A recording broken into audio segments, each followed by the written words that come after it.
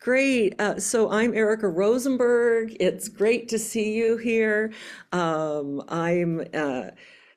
for years off and on been an instructor at Nyingma Institute, and I just have to say this is my first time back here in person since COVID, and I've done some online Dharma talks, but I haven't been in person in the Institute in at least 4 years, probably five, given that it's 2024. But so I'm thrilled to be here, and I'm also really happy to connect with all of you. Thank you for coming. It means a lot, and especially here in Berkeley, it's a gorgeous day, so I can see why it would be hard to go inside and do something like this. But welcome. And also, I need a little disclaimer or caveat, whatever you want to call it. I do a lot of online teaching, and I also do a lot of in-person teaching, but this is what we call a hybrid. And so I'm going to do my best to manage, the back and forth. I don't want to just look at the screen since I have people in the room. So I might be sitting back here and talking, and because I have in person and we don't have projections set up, that's another good thing about having that set up. If I have a slide to share, I might write on the whiteboard, and if so, I'll try to do this so that you can see what I'm doing. But I kind of decided that I would do this in the tradition of a more traditional Dharma talk, and since I was coming in person, and not have a lot of things to put up, but inevitably there's something I'll be explaining and I might want to write. So without further ado, I'll start. And the topic of my talk today is, I'll read the title, On the Immeasurable Benefits of Compassion, Why Growing Your Compassionate Nature Can Help with Everything. And that really captures a lot.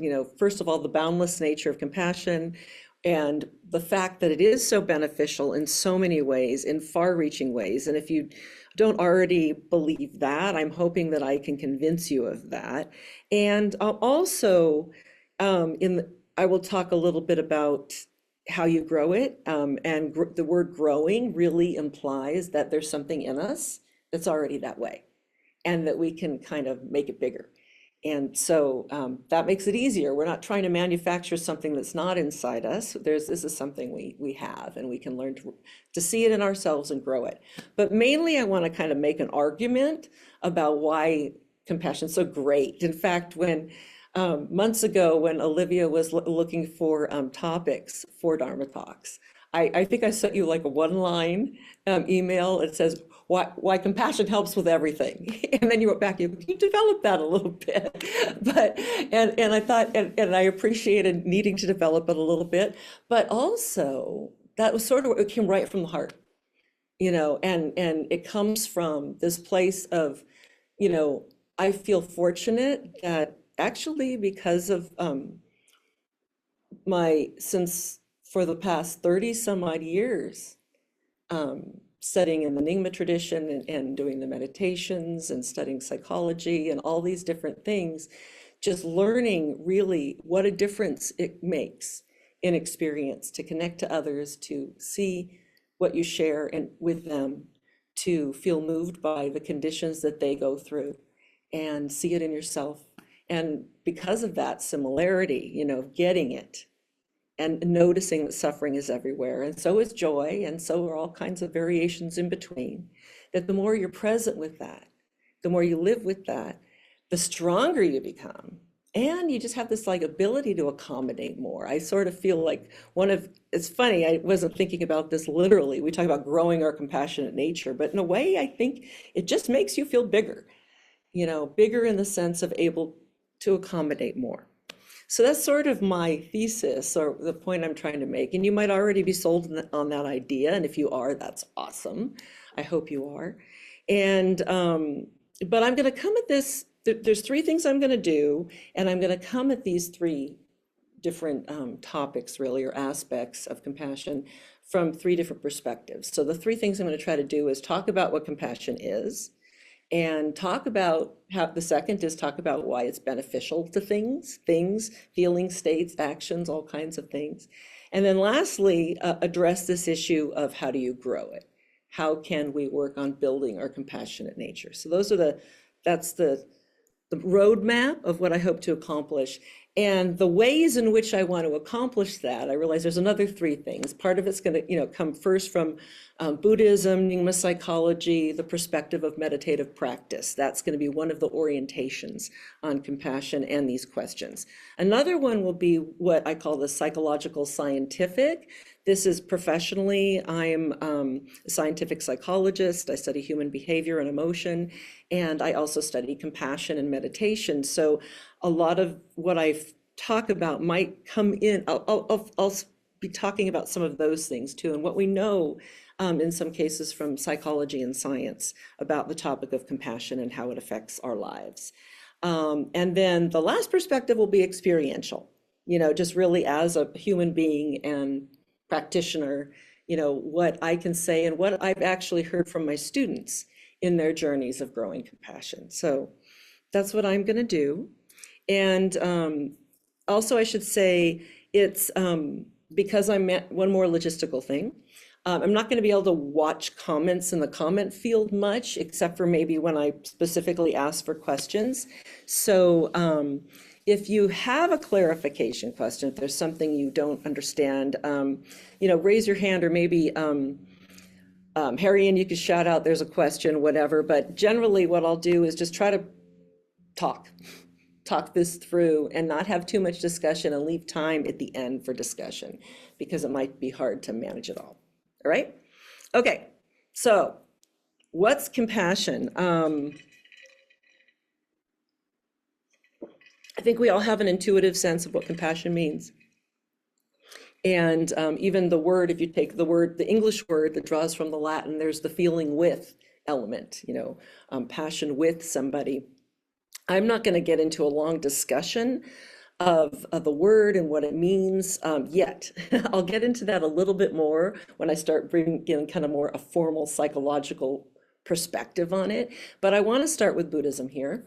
And, being in the Institute here also makes it just feel like the thing to do. And for me, I think it's the place to start. And many of you know that compassion is one of the Brahmaviharas, which is one of those four immeasurable qualities of mind and heart that we can cultivate to bring balance to our thoughts, to our feelings, to our actions. And there's something in that actually recognizes that we are facing, what we face in life is a whole slew of things. And there's a lot of suffering and there's a lot of joy, and it's hard to venture through it. And one of the things I've always loved about the Brahmaviharas, which are also called the Four Immeasurables, and I'll probably refer to them that way, is when I first encountered them as a young student, I was so impressed by the idea that, these are qualities of mind and heart that you can develop to counteract destructive qualities. And and to me, it was always like they're like magic potions that you could apply selectively to improve your quality of life, how your presence, your ability to interact with others. So compassion is one of these, and many of you here, I'm sure, already know what they are, but just for the sake of being thorough, the four immeasurables, or the four Brahmaviharas, we start, I'll give the English terms: loving kindness, compassion, what I'm going to call empathetic joy, sometimes it's called sympathetic joy, and then equanimity. And each one of those has this ability to counteract something destructive. So loving kindness is sort of that thing that will put out anger. It's hard if you're really feeling love for somebody and you've cultivated that, and or somebody or something, and it's welling up inside, it's hard to sustain anger. Or if you got the flame of anger and you throw some love at it, it'll put the fire out. It's just really magical that way. So that's loving kindness is an antidote to anger. And then compassion, which one way to think about what compassion is, I'll actually give a kind of a colloquial, easy, experiential way of talking about it. One of my colleagues said this once, and it's just so simple. It's meeting suffering with kindness. Or you could have broadened it to say meeting suffering with love. And part of that kindness and love is acknowledging how it hits. and feeling the pain of it because I know what it's like to feel it just like you do. And it's a really deep thing, so it's got the love part of it, but it's also got this acknowledgement of what's going on. In fact, Alan Wallace, who's written a lot about the Four Immeasurables, in one of his books, The Boundless Heart, he talks about the difference between loving kindness and compassion. And he said, loving kindness is like a vision. May you be happy, may you be fulfilled, may you flourish. I want all these good things for you. That loving kindness has that kind of really optimistic, blooming, blossoming element to it. Whereas compassion, he said, loving kindness sees, compassion witnesses. It witnesses that the individual in all the glory and or suffering that life might present. And so it has this kind of breadth of perspective for the difficult. When you talk about antidotes, I said loving kindness is an antidote for anger. Compassion is an antidote for cruelty. It's also, you see this in some writings, and I really like this, so you don't see it everywhere, but it's also an antidote to indifference or apathy and not caring, So it works against being cruel, and also works against not being touched by the condition of things. And then, just to be complete, empathetic joy, which is feeling joy in someone else's good fortune, rather it's an antidote to things like jealousy and envy, which makes sense. If you really realize, wow, we can all be happy, this is great, there's not only a limited amount of joy that can go around. If you get some, that doesn't mean I won't, so we could, like compassion, it has a lot of this removing some of those boundaries between people. And then equanimity, which is a sense of, really grounded balance and not being swayed, not showing bias in one direction or another, being equally open. Actually, sometimes equanimity, when we talk about equanimity, we talk about not being this and not being that, but you could also think of it in a positive sense of being open to all. And I like to look at equanimity that way. That, of course, is an antidote to things like prejudice and bias. So that's about all I'm going to say about all of the Four Immeasurables, and I'm going to focus on compassion. So when I talk about what, and again, from the Buddhist perspective, if I'm talking about what this quality, in this case compassion, is an antidote to, that thing that it works against is what we call a far enemy. Many of you are familiar with this notion of there being near enemies and far enemies. So far enemies are states or qualities that are really different, or like the opposite. So a far enemy of compassion is cruelty. There's also near enemies, things that are close but no cigar, right? Things that look like it, but there's something fundamentally missing. And when it comes to compassion, one of the common near enemies is pity. And you're feeling pity for somebody, you're looking down. There's a sort of like, oh, I feel too bad that you're going through that. But there's something, it's almost more of a cognitive perspective that's unfortunate, but it's not connecting. It doesn't have that common humanity element of we're all in this together and we all suffer like that. Another near enemy of compassion can be grief, of the endless, of being so caught in the suffering that it's difficult to see. And we can talk more about each of those states if people are interested, but I want to go on to talking a little bit more about compassion. So compassion is, witnessing suffering. I'm going to move now into a little bit more of a psychological definition of it, because it helps unpack what compassion is a little bit more methodically, not methodologically, methodically. But I know that I'm not talking about suffering a lot, and that's one thing that comes up when we start talking about compassion, is the importance of saying what is suffering, which is like a whole really long conversation or a thesis, but just to be fair or to acknowledge that when we talk about suffering is everything from the things that happen in the world, but even more importantly, our response to them, and especially this inability we have at times to let go of things and to cling on to things. And that a lot of the suffering is not so much just in what emerges, like a disaster or an illness or what have you, but it's in how we relate to that event in the world. And that, because of that,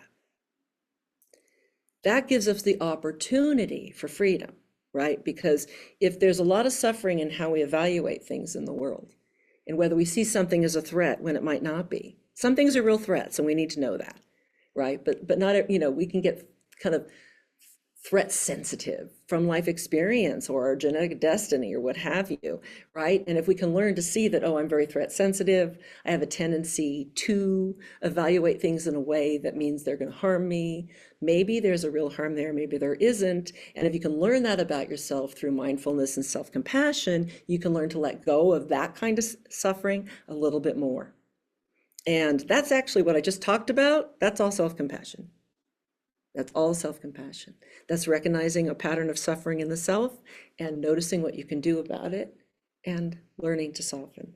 But at any rate, just wanted to acknowledge that about suffering. And I want to share a quote from Rinpoche, Tartang Tolku Rinpoche, from my favorite book. I didn't bring it, I wrote the quote down. Of all Rinpoche's books, my favorite is probably Openness Mind, which is a little tiny volume of teachings from like the 80s, early 80s. And there's great chapters in there on emotion and stuff. But in the very beginning, there's a little comment on practice and suffering. And I love this. It's a quote from page 10 for those of you who have the book from Rinpoche. The teachings advise us to understand our suffering deeply so that we will not need it anymore. That's a good one. I'll say it again. The teachings advise us to understand our suffering deeply so that we will not need it anymore. And it's a comment on how, the not be present with it. We need to be present with it, not just in others, but in ourselves. We need to see it. We need to see what the patterns of behavior or thinking are that set it up. And meditation is really helpful for that because it takes those perspectives or those thought patterns that we don't necessarily know about ourselves. But when you're sitting there with nothing but you in your mind, you start seeing them, oh, I do this with my mind and I do that with my mind. And you can learn to bring in a little bit more choice about who. I'll start giving my meditation teaching metaphors now. Who's got the microphone? Which voice is going to be shouting out in your mind? And you can start making choices. And with enough self-compassion, you can make ones that are kind for yourself. So anyway, we got to understand our suffering. I would like to turn now to a little bit more psychological, scientific way of talking about what compassion is. It's not really scientific, but it's one that's it's just more psychological than anything, but it's been used in some scientific research. And this is, we can put in words, like this is what I might put in a textbook, and I think I did, that compassion is a response to suffering in ourselves or others, basically in anyone, and being moved by it, caring, and wanting to help relieve the suffering. So there's all these elements to it. So it's, a response to suffering in yourself or others, feeling moved by it, and wanting to do something about it, wanting to be. And so there's an attentional component, what we call the noticing. You have to attend to what's going on. You have to notice that suffering is there, and this is why when you think about how do you grow your compassion, why we need to have cultivated a sense of mindful awareness of our thoughts, of our actions, of all these things, to be able to notice how we are feeling and to notice the world around us, notice suffering and to feel hit by it. I think that's, like any concept, there are a lot of definitions of compassion, but I think it's really important. This particular definition is informed by experience, that if and a particular perspective on teaching and practicing, that it's important to feel moved by the suffering of others. And that emotional response, the way it hits you to feel moved by the suffering, is part of what helps motivate us to get rid of it, because we have this empathic resonance.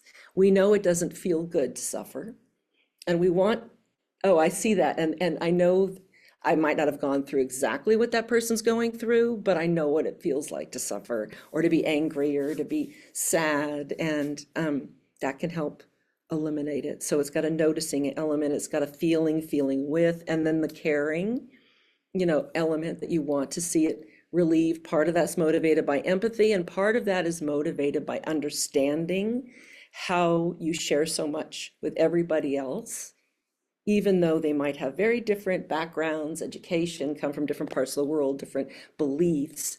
Underneath it all, there's something really similar. We're all just trying to get through this thing called life with not too much discomfort, maybe some joy, be safe, those kinds of things.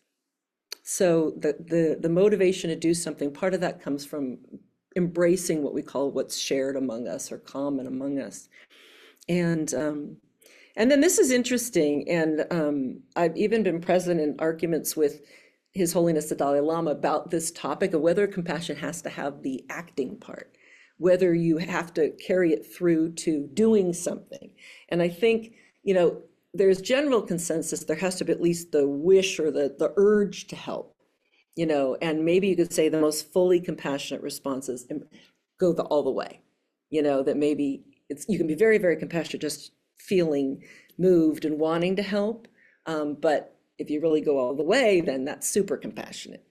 But I'd like to remind all of us, sometimes you can't do anything to change the situation somebody's in, like if you're present with someone else who's suffering. But to remind people that and remind myself and everybody that a very powerful behavioral choice, a powerful way you can act with someone who's suffering, is to be with them. You don't have to know how to fix the predicament that they're in, but you can be present and you can listen, and that's an action because it's a behavioral choice. So that's my little public service announcement in the middle of the whole talk. But okay. So that's a little breaking down of what compassion is psychologically. And one of the interesting things about psychological perspectives on compassion is that you get into this discussion of what I might call risk areas when you're working with compassion or talking about compassionate states. And when I say risk areas, you've probably heard the term compassion burnout or compassion fatigue. And what are those things? And those are things you hear reported or real phenomena, by the way, that you hear reported by people who are like in social work is one of the professions with a high degree of burnout, and a lot of people call it compassion burnout. The question is compassion burnout the same as burnout? I got a burnout expert in my crowd here, Mary, so you could correct me if I'm just going to use it very generally. But one of the things that can happen when you're working with compassion or trying to be more compassionate or connecting to suffering with others is there's a risk to get sucked in to what we might call your own personal distress at their suffering. Okay, so your emotional reaction can be overwhelming, so sometimes people talk about personal distress, or they talk about what's called empathic distress. They're not the same thing. Empathic distress, they overlap, but empathic distress is really like you're sharing feeling, you're connecting so much to what somebody else is going through that it overwhelms you emotionally. And that tied up with that, and somewhat separate too, can be just you have a huge emotional reaction to the fact that they're suffering so much. And that kind of thing can be physically and psychologically exhausting. I was thinking about it, that you could call it compassion fatigue, but one way to a term, and Mary, I don't know if anybody's used this, but I think that you could call it suffering fatigue. It's just like an overwhelm with all the suffering, yours and theirs, and your reaction to them, that's what wears people out. And there is, I know the empathy research, like going back to Nancy Eisenberger's stuff, they talk about this empathic distress and personal distress can kind of masquerade as compassion or empathy, but it's not. And it kind of reminds me, it's kind of like a near enemy. Is there anything, I'm looking at my friend, at my lifelong spiritual friend, fellow Nyingma instructor, student, and just all around amazing person, Mary Gomes, who's in the crowd, and she's done work on burnout, the crowd, my crowd of three. Is there anything on that maybe I'm missing or to add, or? Not that I can think of. I know that when I'm teaching that the distinction between empathic distress and compassion really hits the target for the students. Oh, okay. Everyone has experienced. I'll repeat what she said. Distress. Yeah, yeah. And in case you didn't hear Mary, because I know she's not mic'd, for those of you online, she said when she's teaching her college students, and she makes this distinction between empathic distress and compassion, they get it, you know, and or personal distress too. Do you use that term? No, you don't. Actually, I'm hearing it for the first time. Oh, right. We're going to talk about that. Well, what's interesting is, at least in psychology, I often hear people using those synonymously, and they're kind of, but not. Yeah. So anyway, what we're getting at here, and I don't want to get too esoteric on the academic stuff, but that when you're you're doing practices where you connect to suffering another. When I use the word cultivating, it means you're working on compassion, you're trying to grow it in some way. Empathy is actually part of the process because it's important to be moved by what you see and to connect to the feeling of another. And one of the things that can conjure the compassionate response is like that cognitive perspective taking that we do with empathy, imagining ourselves in someone else's shoes or what the situation they're going through. So it is easy to get sucked into it, getting overwhelmed by feeling. And one of the things that really helps with that, and I'll talk more about this at the last part of the talk, is if you've really shored up your skills of self-compassion. And if you have good skills of self-compassion and noticing when you're not doing well, and being able to tend to your own condition, then you can see when you're pushing yourself too far, you know, and that helps. And there are certain professions definitely that tax people so much that it's easy to fall into that. Okay, so I wanted to talk about the risks of compassion and are things that can be kind of experiential near enemies. You can get sucked in to being overwhelmed by someone's suffering and how it makes you feel. And it can make it impossible. It's a barrier. It's actually a barrier to compassion because you go into overload and you can't do it. All right, so I think one other thing I want to say about what compassion is I haven't talked a lot about how compassion feels. I've talked about how compassion feels or how it feels when it goes awry and you don't quite get there. But what I haven't talked about is how it feels when you're in it. You know, when you're being compassionate and there's an instance of great compassion for somebody. And there's this phrase that's used a lot that's called the warm glow. There's this feeling of being, it is almost, and the warm glow is both metaphoric and there's a little bit that's literal to it. There's actually kind of a slight elevation in skin temperature and just feeling great when you've done something nice for somebody or you've helped somebody out and you've connected to it. And so there's that feeling, that's one feeling that's been associated with being compassionate. And that rings true experientially. Anybody ever have that feeling of that kind of warm glow that comes from helping somebody and doing, you know, being present when someone's hurting? And I'm seeing some nodding, and there's certainly some in the room. Another one is this feeling of connectedness. You know, connectedness is something that fuels compassion. You know, I mentioned embracing common humanity. So when we embrace what's shared among us, we feel connected. And when we feel connected, we're more likely to help. That helps. But there's also this vibe, this experiential quality of feeling connected. That's really amazing. And I think it's amazing because that's how we evolved. We're connected social creatures. We evolved and lived in social groups. We need each other, we depend on one another, and we live in a world where there's less and less of that. So I think anything that feels connected feels like home. And it's a good feeling. And there's also this other quality that can happen with compassion, and there hasn't been a lot of research on it, and I would call it poignancy. It's almost a little bit like the bittersweet. It's the fullness of compassion. Compassion's very rich and round. And one phrase that some of my compassion teaching colleagues, and when I say compassion teaching, I'm just gonna, I'll talk more about some of those different approaches to teaching compassion momentarily, but we talk about how compassion requires you to hold opposites. So when you're compassionate, you're holding opposites. So you're holding both the suffering and the pain, because you're really being present with it. Remember, compassion witnesses, you don't flee, you know.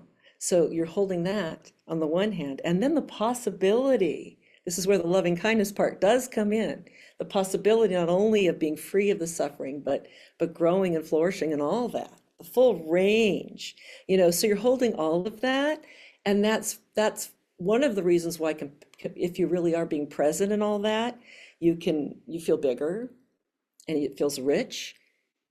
And I like to call compassion, I think compassion's purple, you know, because it's got the red, you know, you got the sadness is blue, the red rosy lenses of love. So compassion's very purple. And I think because of that, I'm going to say very honestly from an experiential perspective, that sometimes when I'm going through a hard time and I've been stressed a lot, I can feel myself slipping from that kind of balanced view of poignancy into like, oh wow, I just can't handle it's so big all the time, you know, it's too much. And I've felt myself slip at times because if you reside in that bigness all the time, you can get, you know, you can get pulled to one side or the other. And some self-awareness is important. Okay, so that's kind of that's the whole definitional stuff. I wanted to say a few things about how compassion helps with everything. That's sort of my next phase of the talk. And I already spent a lot of time on how the Brahmaviharas are antidotes, you know, and so any of these four immeasurable, from a Buddhist perspective, you can be very specific about what compassion can help with, you know, and discussion of compassion goes far beyond just discussion of the Brahmaviharas, but we can say that it is an antidote to cruelty, is an antidote to indifference.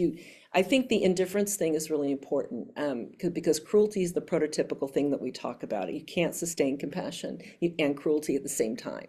So if you're feeling fully compassionate, you can't be harmful to yourself or others.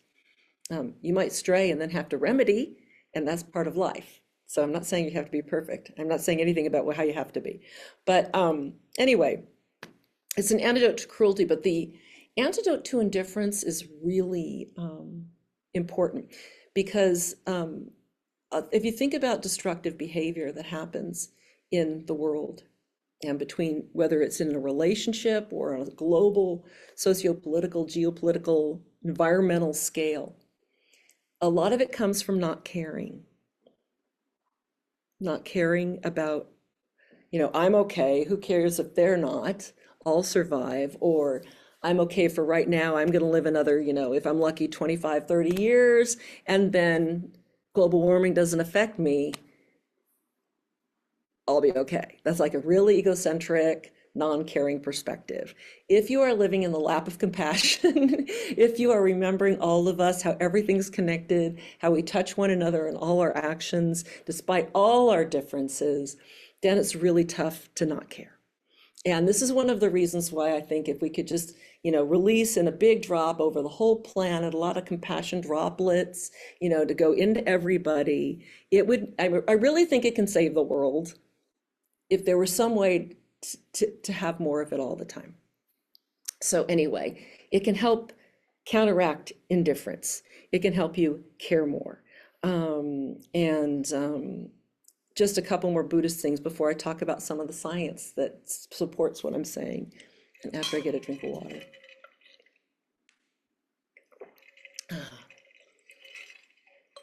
Okay.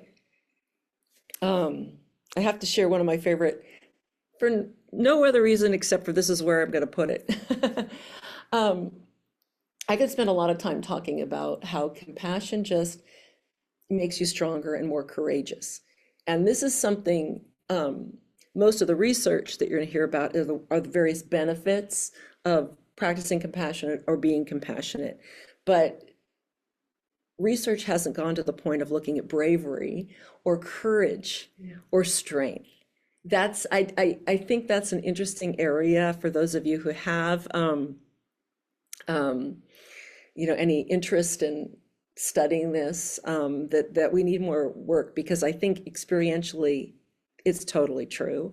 And in Buddhism, you see like we talk about warrior, being like a compassion warrior. Why do we use that metaphor of being a compassion warrior? Warriors are brave and strong, right? And if you've been working in your meditations, and then translating from your meditations into the lived world, being present with suffering, feeling it how it hits you, and not running, you're getting stronger. It's sort of like, the athletic metaphor, no pain, no gain. And one of the challenge is actually when you're teaching compassion meditation to people and you're going through some of these, visualizations where you're imagining a loved one suffering and seeing how it feels, and people like, oh, I've had students say things, oh, I liked it better when we were just doing the loving kindness stuff. That part, can I just do the loving kindness stuff? I said, you can, but you'll hit a wall in growth, because of the need. Life isn't just all the good stuff, as we know, that famous bumper sticker, blank happens, right? I can't swear in a Dharma talk. I've done it, but I'm not gonna do it today. Okay, so that stuff happens. Bad stuff happens all the time. So you gotta be able to be present with that. And when you practice being present with that, you learn how to endure difficulty better. This is another thing. It's like the resilience. We have a lot of stuff on well-being and less depression and et cetera from practicing compassion. But this sort of like grit and resilience. There are some data on self-compassion. I'll just mention it now, even though I wasn't going to say it yet. But an interesting study that was done years ago out of a group at Emory University, where they had they have a long-term program in trying to develop accessible compassion training programs, but this is one that was done on self-compassion.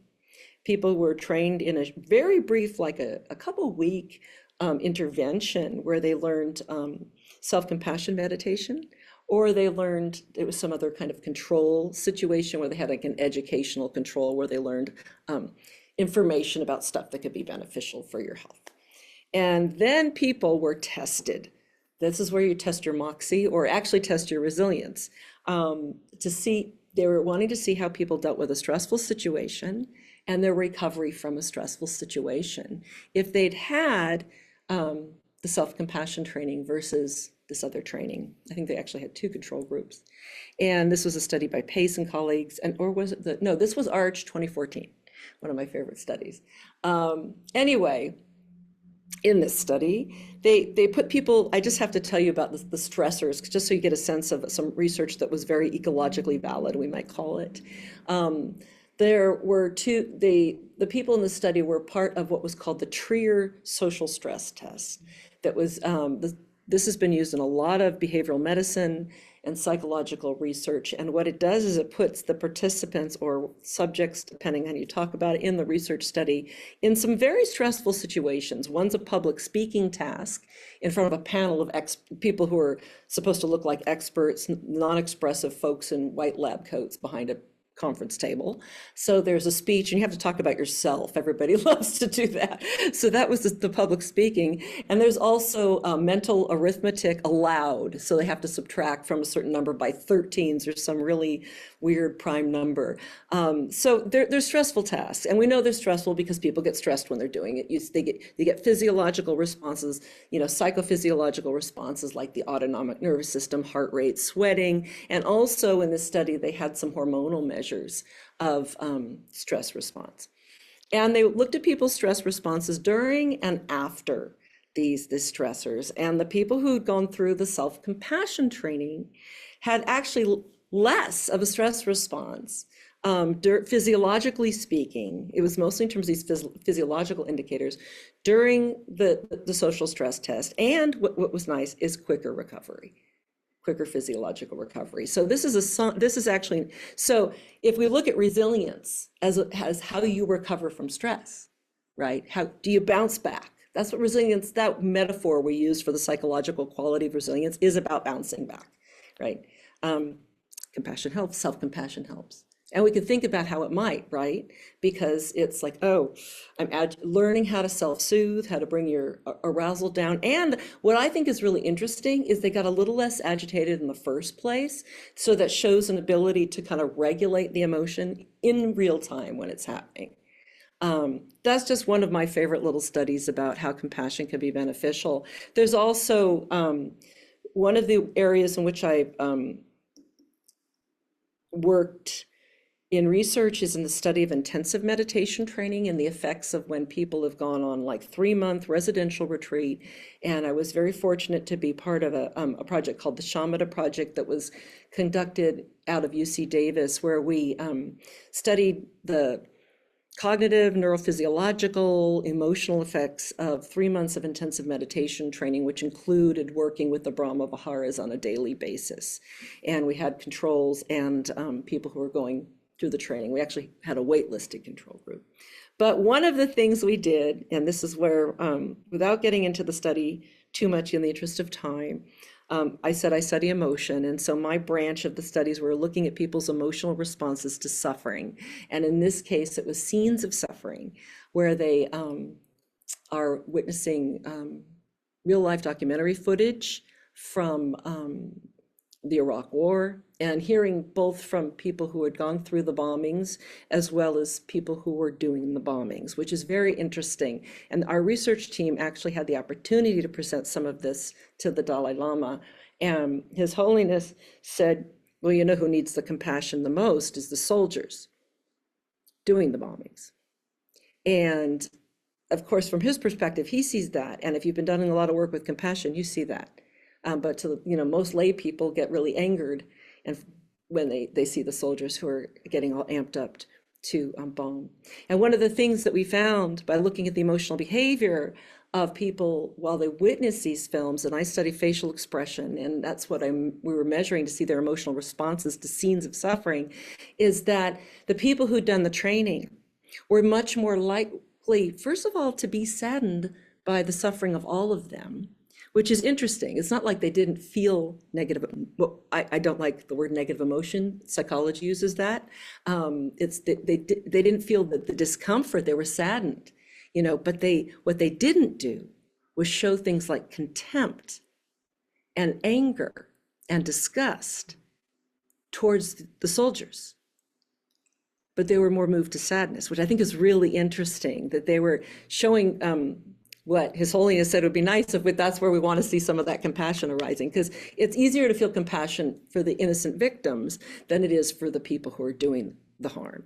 Anyway, that was a study that was published in 2015. There's so many interesting studies on the benefits of compassion, and there's a lot of research that's been done on what we might call secular, I don't like that word, but the very general, publicly accessible compassion training programs that use meditation from Tibetan Buddhism, along with psychology and medicine and other kinds of sources of knowledge to help people learn how to grow their compassionate nature. And that is, I've been involved in some of those projects, the Compassion Cultivation Training Program, which we developed at Stanford, Thubten Jinpa, the Dalai Lama's primary translator and a former monk and a scholar, was the lead author on that. But there are other programs like that throughout the country that are trying to make it a little bit more accessible to people, because everybody needs to be compassionate. Just like we have mindfulness programs that are like outside of meditation centers. That's sort of the idea there, to make it more accessible. And there's been a lot of research on these programs.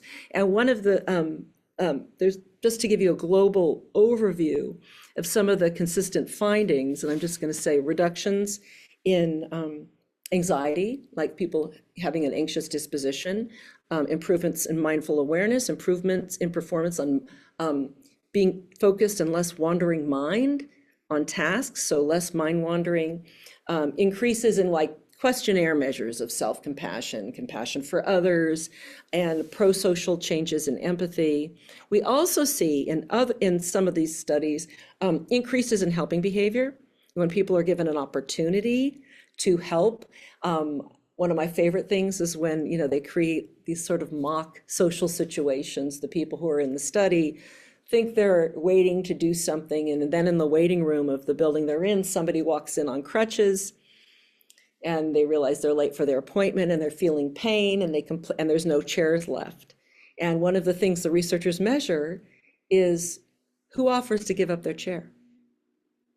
And it turns out if people have done the compassion training, they're more likely to. And what's interesting is some of the better research, this 2021 paper I'm thinking about in particular, they have, if you're a scientist here, a control condition for knowing what the appropriate thing to do is. And so it's not just a matter of knowing that it's nice to, so they get information about doing, kind things. It's not just knowing that it's nice to give up your seat. It's actually, can you do it?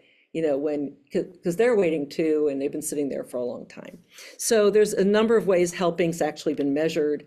One of them is by that kind of, scenario that's created. So I don't want to talk about too much more research, except for to say in a global sense, if I'm going to summarize, that experience doing compassion training and actually working with compassion meditation and trying to grow it in your life, and or just studies where they find out who tends to be a compassionate person. If you just are born with a lot of that good stuff or happen to have a lot of compassionate nature, that helps, less likely to be depressed, or it's good for depression and anxiety. So you're less likely to have that, better overall health, more resilience to stress, and also has benefits in conflict resolution, which shouldn't be surprising, because it gives you an opportunity more to first of all, be big, a little less reactive, and put yourself in somebody else's shoes, which is important for resolving conflict.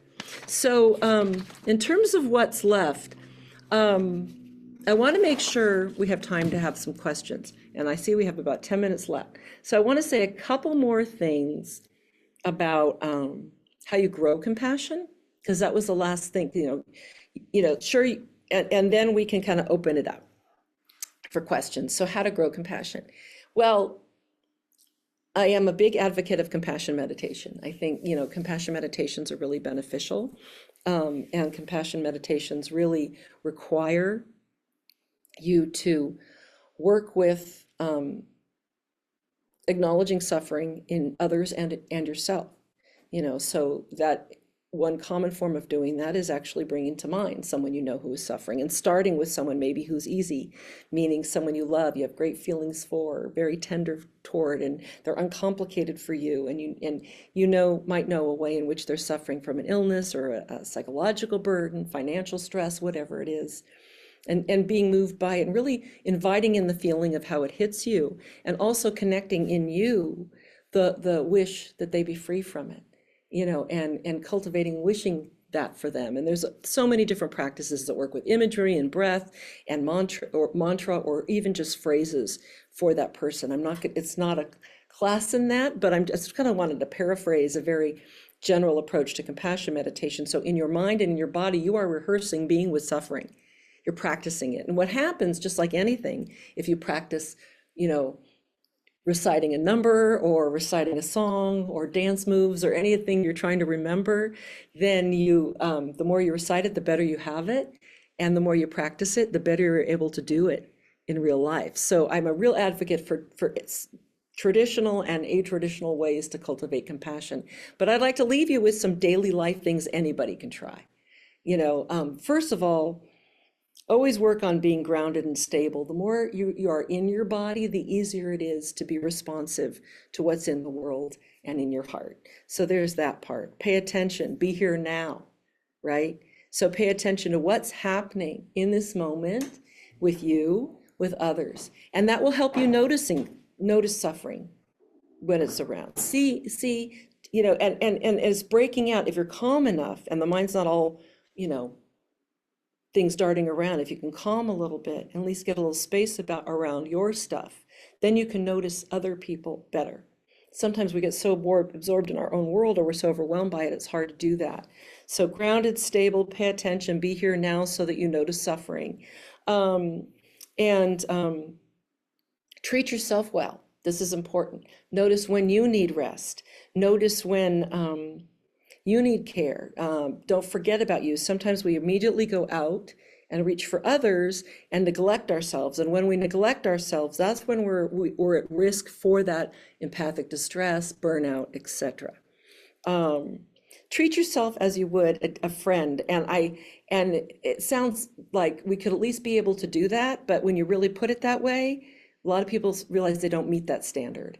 Pema Chodron has this great way of talking about self-compassion. And what she says is, self-compassion is befriending yourself just as you are right now.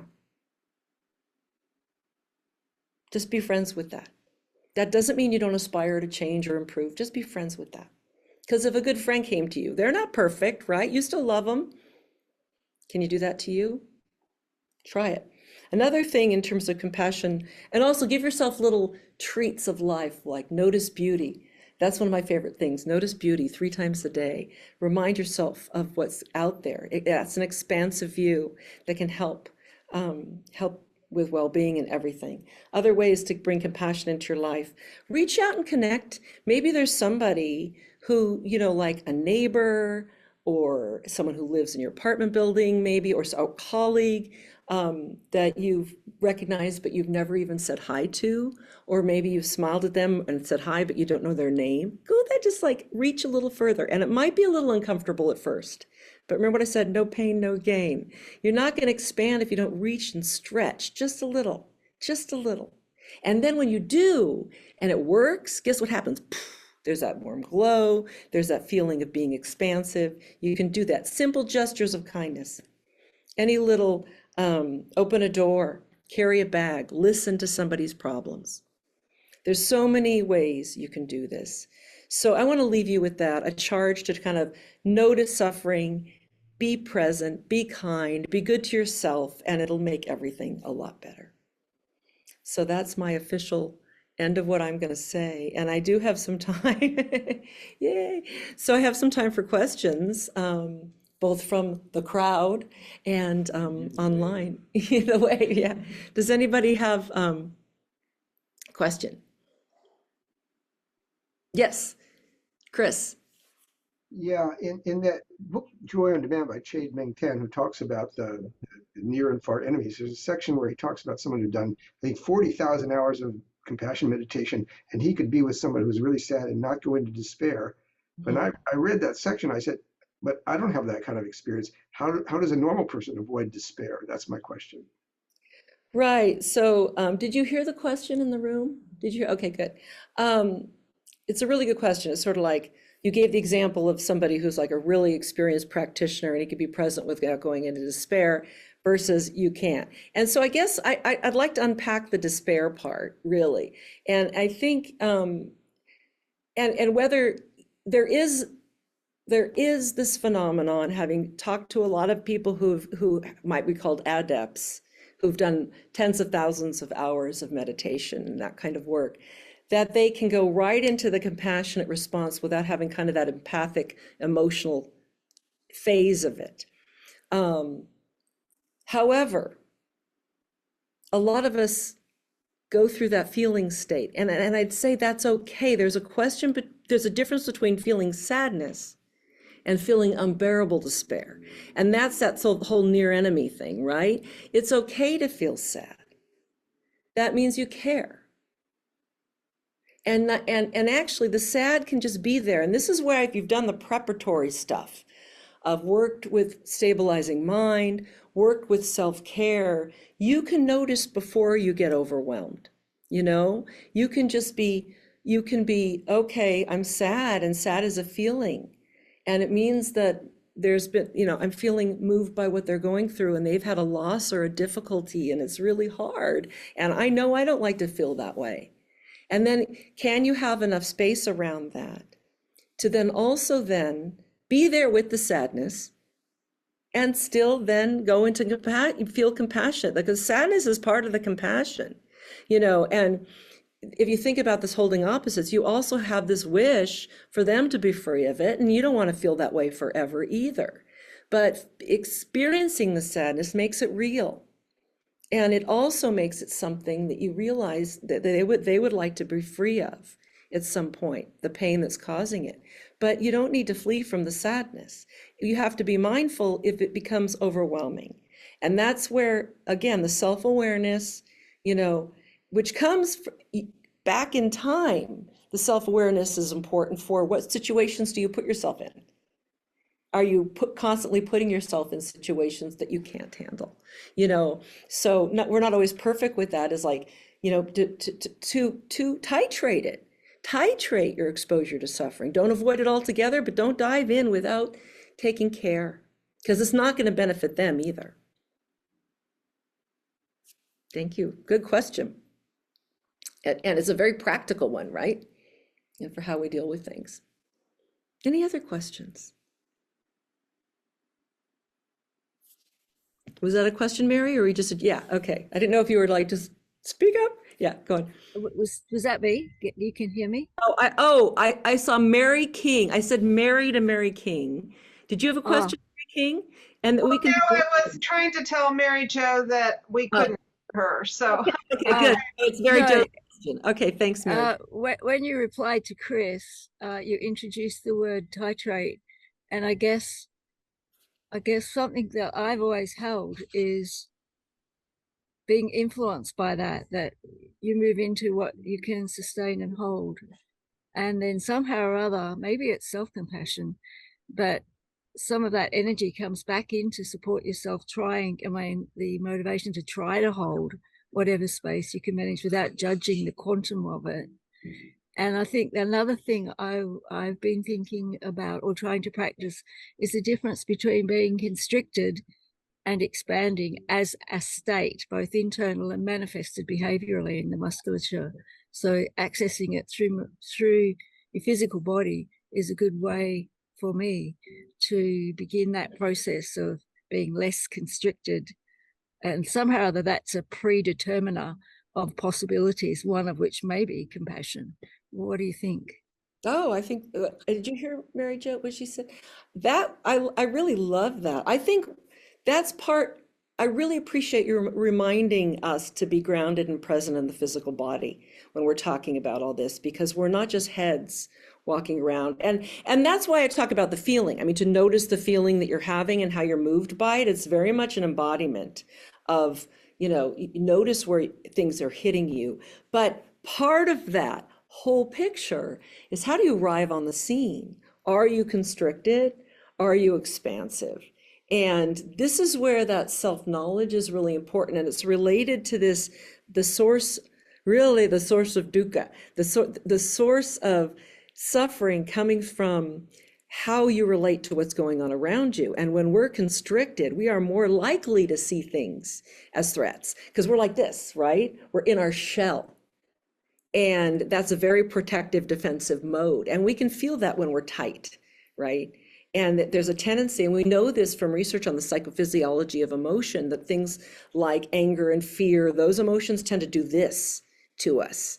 They tighten our attentional focus to a way that serves the emotion, that we see through those red color lenses or whatever when we're angry, that we do. That's what we do. And we put blinders on, and things serve the story of the anger. And also physiologically, we're tighter, we're aroused, we're agitated, muscle tension. A lot of it's like right here. If we can be more expansive, and there is more of a quiescence, when we talk about what positive emotional states do, psychophysiologically, they can help us recover from that agitation. And there is a broadening. Barbara Fredrickson who has really pioneered this research by showing not only about how positive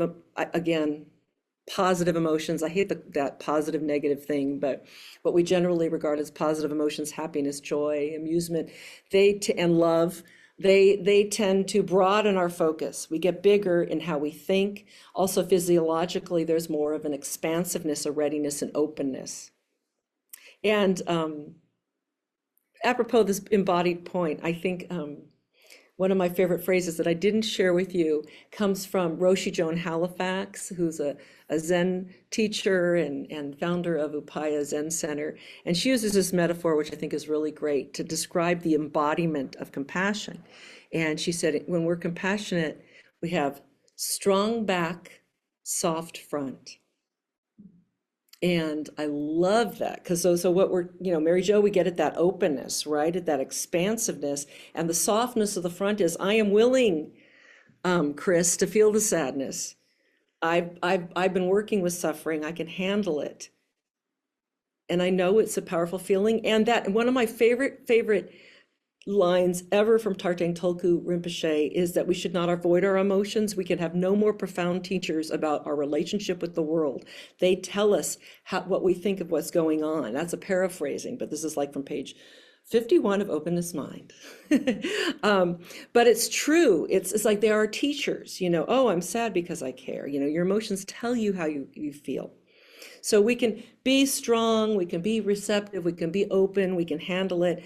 And that's the permeability of the soft front, but the strong back is the strength that comes from all this training, of being present with suffering. And that makes us very responsive and reliable. So maybe we'll stop there unless anybody's got a real pressing question, but thank you all. Thank you for being here. Thank you to Nyingma Institute for letting me be, I think,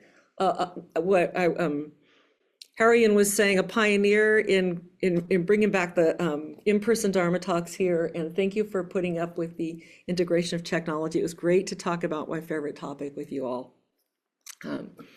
May there be great benefit of this time that we spend together. May all beings be free from suffering and its causes, and may they all have happiness, joy, love, peace, and its causes.